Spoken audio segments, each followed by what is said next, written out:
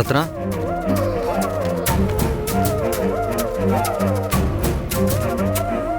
சாப்பிட்டியா ரத்னா? இல்ல, வா கேண்டீன் போலாம். நான் வரல. சாப்பிடல. இல்ல. இத பார், வீட்ல நடந்ததை வீட்டோட மறந்துடணும். அப்படியெல்லாம் வெக்கம் கெட்டு போய் என்னால இருக்க முடியாது. சரி, உனக்காக இல்லைனாலும் வயிற்றுல வளர்ற நம்ம குழந்தைக்காவது வந்து ஒரு வாய் சாப்பிடு. நான் வீட்ல போய் சாப்பிட்டுக்கிறேன். நீ வீட்ல போய் சாப்பிட்டுக்கிறியா? அப்ப நீ டியூட்டிக்கு வரலையா? வரல. பின்ன எதுக்கு வந்த? அபார்ஷன் பண்றதுக்கு.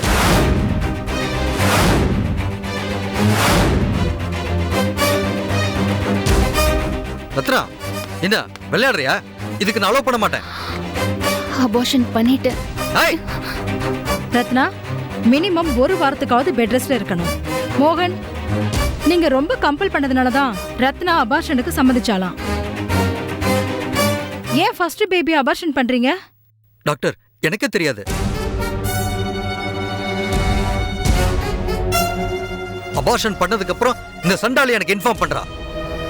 என்ன ரத்னா, நான் கேட்டதுக்கு மோகன் சம்மதத்தோட தான் கருவை கலைக்கிறேன்னு எதுக்கு போய் சொன்ன? அவரு என் கூட பொய்யா வாழ்ந்துட்டு இருக்கிறதுனால நானும் பொய் சொல்ல வேண்டியதா போச்சு டாக்டர். உங்க பர்சனல் ப்ராப்ளத்தால என்ன பாவம் பண்ண வச்சிட்டீங்களே. சாரி மோகன், இவ ரொம்ப நல்ல பொண்ணுல நினைச்சேன். என்ன ரத்னா, ஏன் இப்படி பண்ண? கர்ப்பம் தேவையில்லைன்னு தோணுச்சு, கலைச்சேன். எவனோ ஊர் பேர் தெரியாதனாலயா கர்ப்பமான? உனக்கு தாலி கட்டின புருஷனால தானே கர்ப்பமான? முறையான கர்ப்பத்தை ஏன் கலைச்ச? நீங்க உங்க அம்மா பக்கம் சாஞ்சதுனால கலைச்சேன்.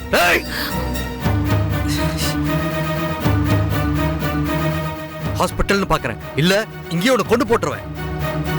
தாலி கட்டின பொண்டாட்டிய கொல்ல தோணுதா? நான் அப்படி ஒண்ணு பெருசா தப்பு பண்ணல.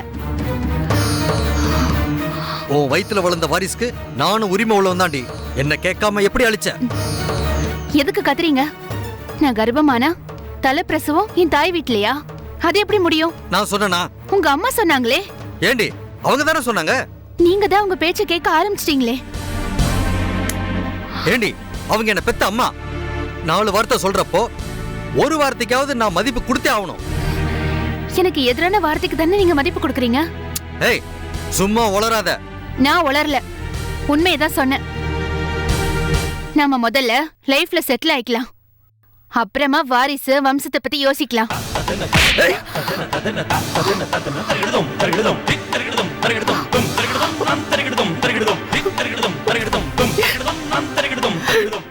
என்ன ஒரு ஆம்பளையாவே மதிக்கல.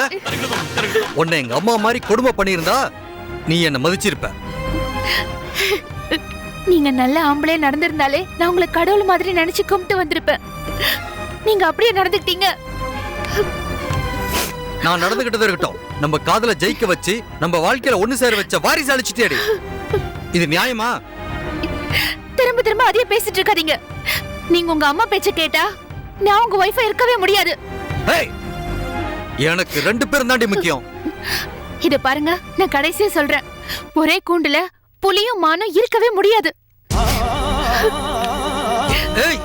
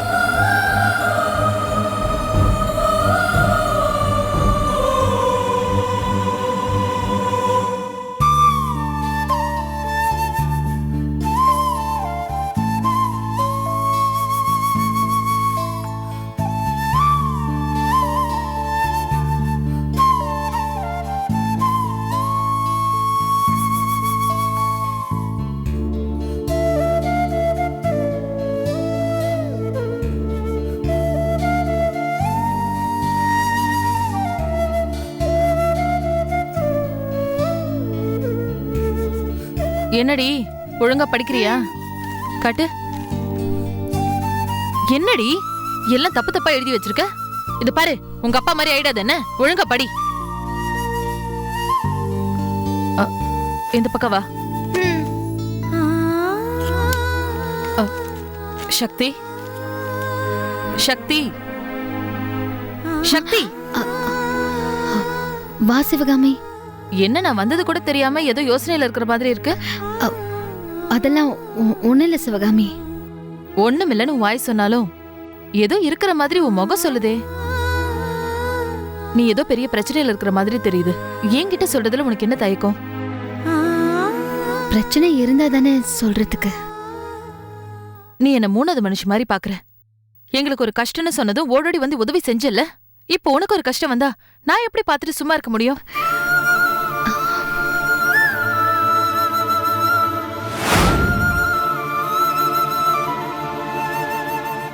பிரச்சனை எனக்கு மட்டும் இல்ல சிவகாமி, நம்ம எல்லாருக்கும் தான். நம்ம எல்லாருக்கும் பிரச்சனையா? என்ன சொல்ற சக்தி? நம்ம எல்லாரும் ஒரு பெரிய ஆபத்துல இருக்கோம். ராம் ஜெயிலுக்கு போயிட்டு வந்தா ஏன் புருஷ பணத்தை தூக்கிட்டு நம்ம எல்லாருக்கும் துரோகம் பண்ணிட்டு ஊரை விட்டு ஓடி போயிட்டாரு. இதை விட பெரிய ஆபத்து என்ன வந்துட போகுது? மனித சக்தியால வந்த பிரச்சனை இது. ஆனா நான் சொல்ல போறது மனித சக்திக்கு அப்பாற்பட்ட ஒரு சக்தி மூலமா நம்ம எல்லாருக்கும் ஆபத்து வரப்போகுது.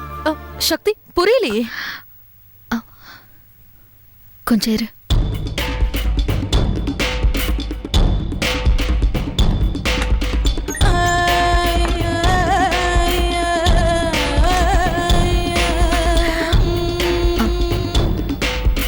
வெளியில வா சொல்றேன்.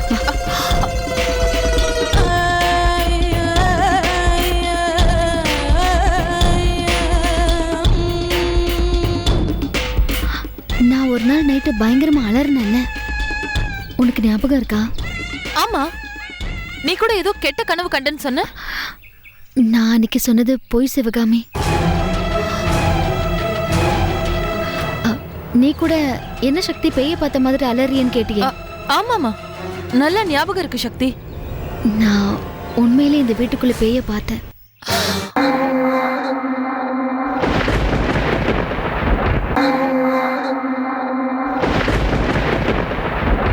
உண்மையிலே இந்த வீட்டுக்குள்ள பேய பார்த்தேன். பேயா? ஆமா, இந்த வீட்டுக்குள்ள பேயோட நடமாட்டம் இருக்கு. ஐயோ, பேய் இருக்குன்னா அப்போ இந்த வீட்ல யாராவது தற்கொலை பண்ணிக்கிட்டாங்களா? இல்ல, கோயில் பூசாரி சொன்ன நாகவள்ளிங்கிற ஆவிதான் இங்க வந்திருக்கணும். காட்டுல சுத்திட்டு இருக்கிற ஆவி பேயெல்லாம் வீட்டுக்குள்ள எப்படி வரும்? அந்த ஆவி ராம்குள்ள இறங்கி இருக்கு.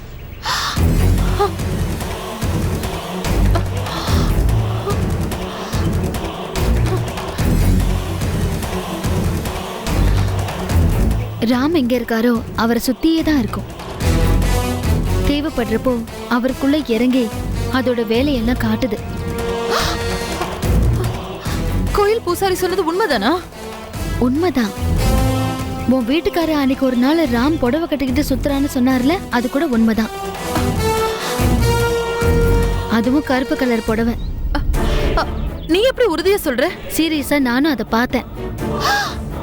பாத்தியா? ஆமா. ஆவி பேயெல்லாம் கண்ணுக்கு தெரியாதுன்னு சொல்லுவாங்க, நீ பாத்துன்னு சொல்றிய சக்தி? நான் என் கண்ணால பார்த்ததுனாலதான் உன்கிட்ட சொல்றேன். அதே கருப்பு புடவையில தலைவிரி கோலத்துல நான் அதை நேராவே பார்த்தேன். சக்தி, கேக்குறப்பவே கோல நடுங்குது. பேசாம கொஞ்ச நாளைக்கு வேற வீட்டுக்கு போயிடலாமா? அப்படின்னா ராம விட்டுட்டா?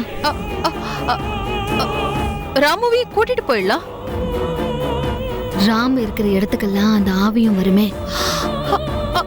அப்படியா? நாகவள்ளி ஆவியோட வாகனமே ராம் தான். ராம் அதுல இருந்து தப்பிக்கவே முடியாது. அப்போ ராமுக்கு அந்த ஆவியால ஆபத்து ஏதும் இருக்குமா? நாகவள்ளி ஆவி தன்னோட கடமை முடியற வரைக்கும் என்ன தொல்லை பண்ண கூடாதுன்னு சொல்லிருக்கு. ஆவி அவசரப்பட்டா அது உயிருக்கே ஆபத்து சிவகாமி.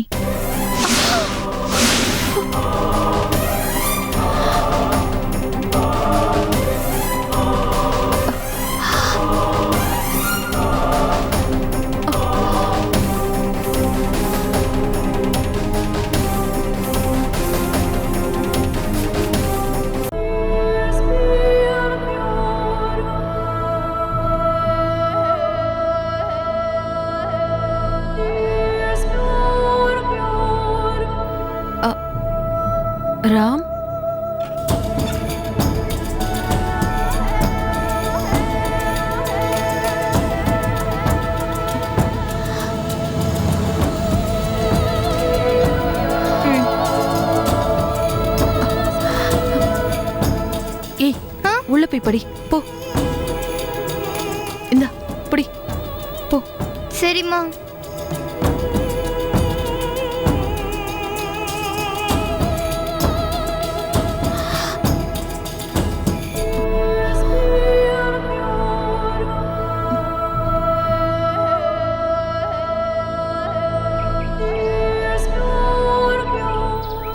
சக்தி, பூசாரி கிட்ட மறுபடியும் பேசி ஏதாவது யோசனை கேட்கலாமா?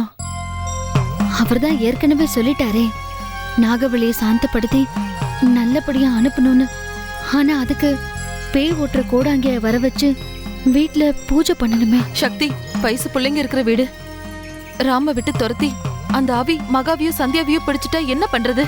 சந்தியாவை அக்கா வீட்டுக்கு அனுப்பி வச்சிடுறேன். உன் தங்கச்சியை வேணா காலேஜ் ஹாஸ்டல்ல ஃப்ரெண்ட்ஸோட தங்க வச்சிடுறியா?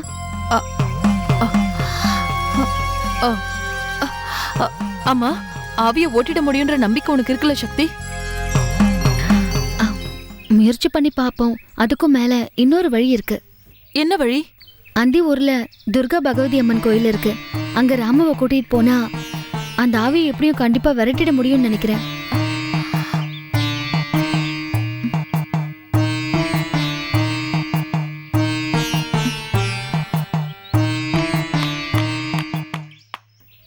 என்ன ரெண்டு பேரும் வெளியே நிக்கிறீங்க? உனக்காக தாண்டி வெயிட் பண்றோம்.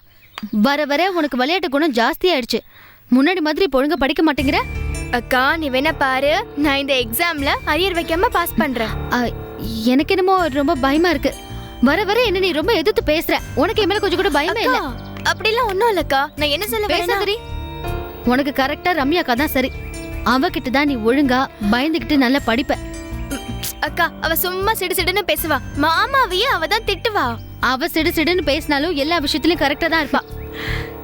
கரெக்டா நடந்துக்கிட்டா மாமா ஏன் சொல்ல விட போறாரு? இங்க பாரு சந்தியா, இந்த எக்ஸாம் முடியற வரைக்கும் நீ அக்கா வீட்ல தான் இருக்க. புரியுதா? அப்படின்னா அப்படின்னா அக்கா வீட்லயே தங்கன்னு அர்த்தம். சரி, நான் அவகிட்ட போன்ல பேசுறேன். நீ கரெக்ட் டைம்க்கு ரெடி ஆயிடு. ஓகே?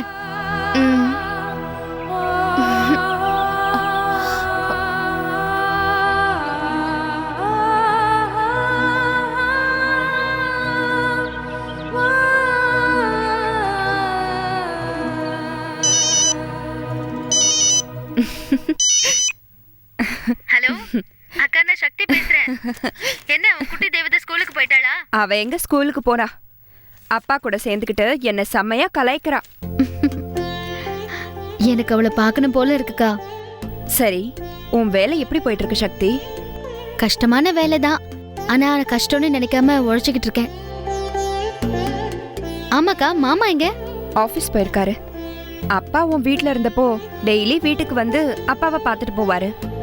இப்ப வீட்டுக்கு வரதுக்கான சான்ஸே கம்மி ஆயிடுச்சு. அக்கா, உங்ககிட்ட ஒரு விஷயம் சொல்லணும். சொல்லட்டுமா? என்ன சக்தி? அது வந்துக்கா, அப்பா கரெக்டா டேப்லெட் எடுக்க மறந்துடுவாரு. அது மட்டும் நீ கொஞ்சம் கரெக்டா மெயின்டைன் பண்ணிக்கோக்கா.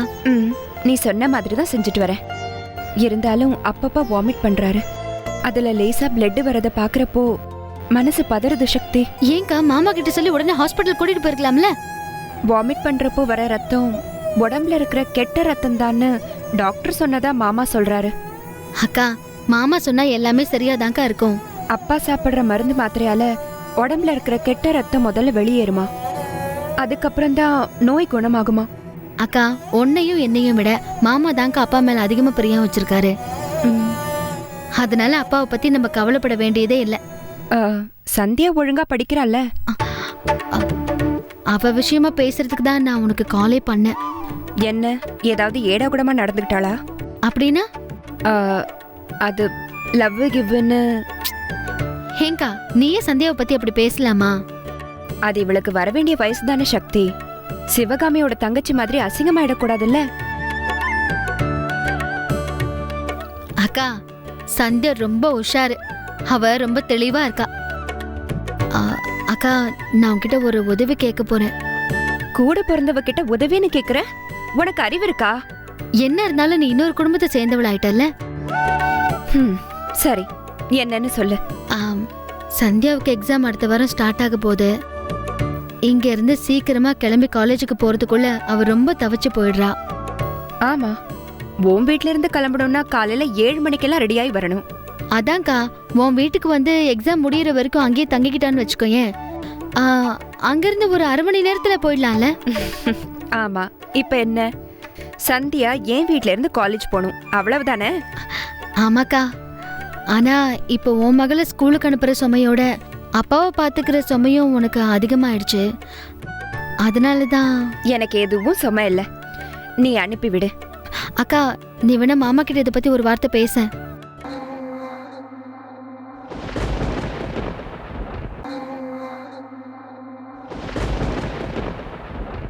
அக்கா, நீ வேணா மாமா கிட்ட இதை பத்தி ஒரு வார்த்தை பேச. ஏன்னா அவர்கிட்ட எதுவும் சொல்லாம செய்யறது நல்லதில்ல. சக்தி, என்ன லூசு மாதிரி பேசுற? மாமா அந்த மாதிரி வித்தியாசம் பாக்குறவரா? எந்த மருமகனாவது மாமனார தன்னோட வீட்ல வச்சு கண்ணும் கருத்துமா பாத்துப்பாரா? என்னதான் இருந்தாலும் நீ அவர்கிட்ட ஒரு வார்த்தை கேட்கறதா நல்லது. அப்படி பண்ணதான் நாம அவர் கொடுக்கற மரியாதையாவும் இருக்கும். அவர்கிட்ட கேட்டாதான் கோவப்படுவாரு. நீ சந்தியாவை இங்க அனுப்பி வையே, நல்லபடியா அவ காலேஜுக்கு போய் எக்ஸாம் எழுதட்டும். சரிக்கா, நான் வைக்கிறேன். சரி. சரி சரி, வா, ஸ்நாக்ஸ் தரேன். அக்கா என்ன சொன்னாங்கக்கா? ரம்யா சொல்றதெல்லாம் இருக்கட்டும், நீ இப்ப என்ன சொல்ற?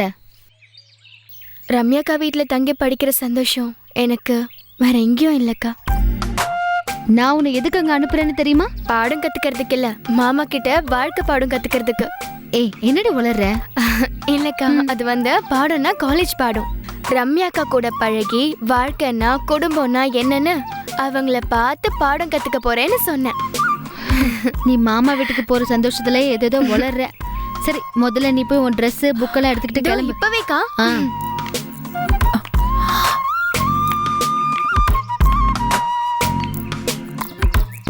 சந்தியாவோட பிரச்சனைக்கு ஒரு முற்றுப்புள்ளி வச்சாச்சு. சந்தியா பாஸ் பண்ணணும்னா அவ மாமா வீட்டுல தங்கினா நல்லா படிப்பா.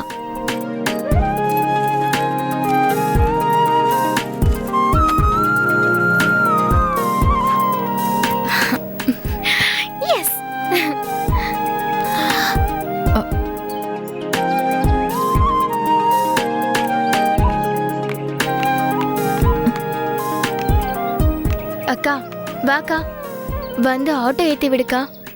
சரி, நீ போ. நான் போய் அவளை ஆட்டோ ஏற்றி விட்டுட்டு வந்துடுறேன். நீங்க வீட்டில் இருங்க.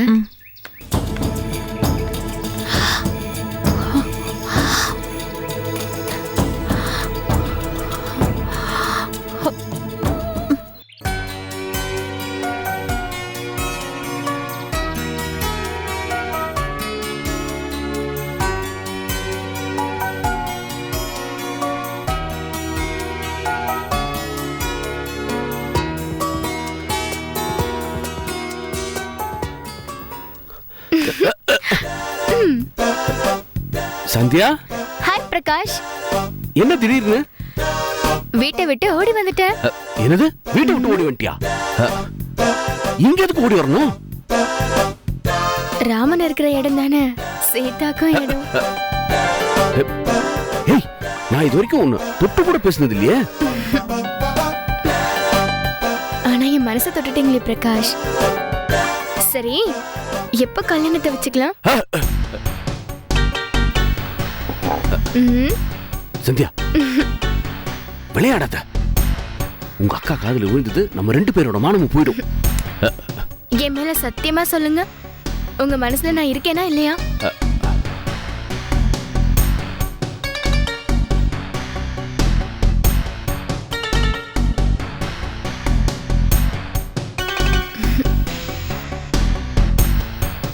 மனசு தடுமாறதான் செய்யும். வைஃபோட தங்கச்சிக்கே ரூட்டு போட்டு வைஃபோட சந்தோஷத்துக்கு வேட்டு வைக்க போறோன்னு மனசு தடுமாறதான் செய்யும்.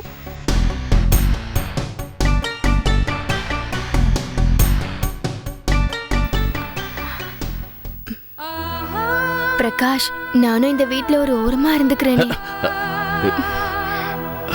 சந்தியா, தப்பர், அவசரப்பட்டு ஏதாவது செஞ்சு அசிங்கப்படுத்திடாத. அப்ப என் மேல உங்களுக்கு அஃபெக்ஷன் இல்லையா? அது நான் இல்லைன்னு சொன்னா, ஆனா நீ எடுத்திருக்கிற முடிவு ரொம்ப ஆபத்தானது. பயந்துட்டீங்களா? ஐயோ ஐயோ.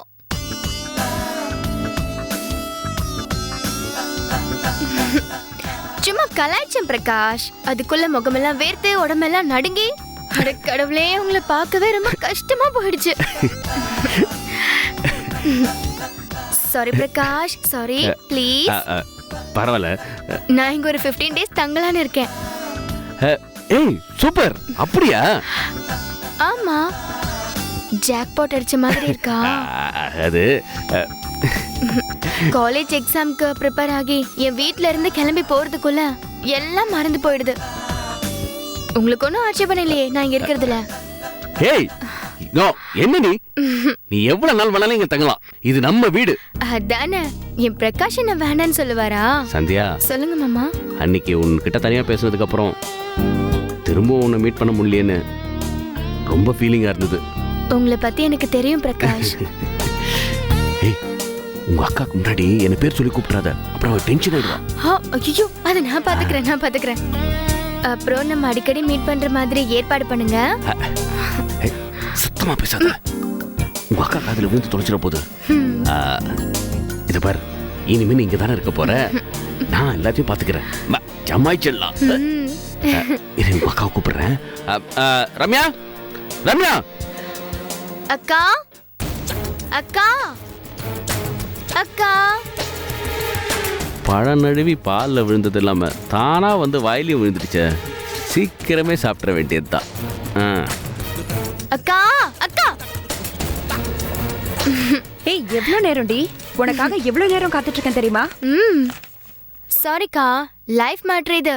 நிதானமா யோசிச்சு தானே முடிவெடுக்கணும். ஹேய், உன் லைஃப்ல எனக்கும் சக்திக்கும் அக்கறை இருக்கிறதுனால தான் உன்னை இங்க தங்க வைக்கவே முடிவு பண்ணோம். என்னங்க, இனிமே சந்தியா இங்கதாங்க இருப்பா. அக்கா, வந்த உடனே பிரகாஷ் கிட்ட சொல்லிட்டேன். ஹேய், என்னது பிரகாஷா? நானே அவரை பேர் சொல்லி கூப்பிட்டதில்ல. அவ கிண்டலா தானே சொல்றா. அதுக்கு ஒரு அளவு இல்லையாங்க. அக்கா விடுக்கா, அப்பா எங்க இருக்காரு? ரூம்ல இருக்காரு. பாத்துட்டு வரேன்.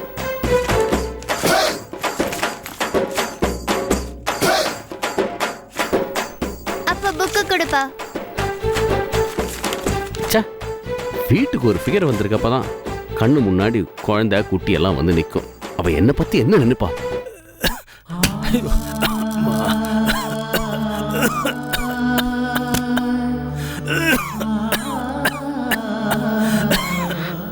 அப்பா, வாமா சந்தியா, சந்தியா வாமா. பாத்துப்பா.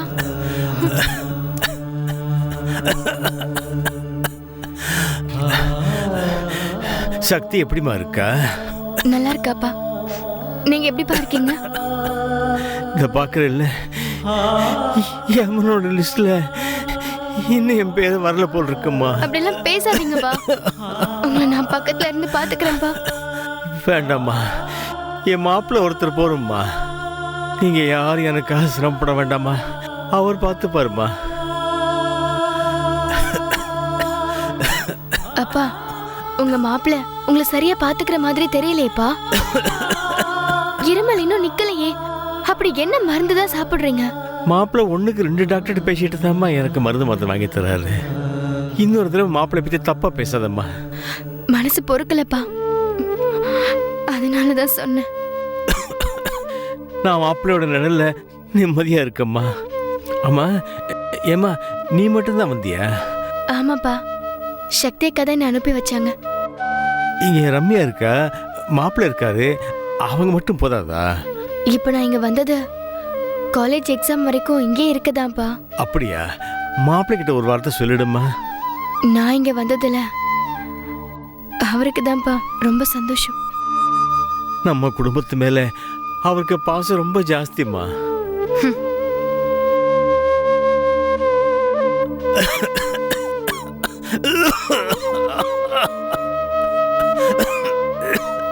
அப்பா, மாப்பிள்ளை உங்களை நல்லா கவனிச்சுக்கிறாருன்னு சொல்றீங்க. ஆனா இருமல் முன்னை விட ரொம்ப அதிகமா இருக்கேப்பா. வியாதி வெளியேறப்ப அப்படித்தான் இருக்கும்னு டாக்டர் சொன்னதா மாப்பிள்ளை சொன்னாருமா. அப்பா, நீங்க யாரையும் நம்பாதீங்க, என்ன நம்புங்க. நான் இருக்கேன். நான் இங்க வந்ததே உங்களுக்காக தான். சந்தியா, இங்கதான் இருக்கியா? கும்பாபிஷேகத்தை சீக்கிரம் நடத்த வேண்டியதுதான்.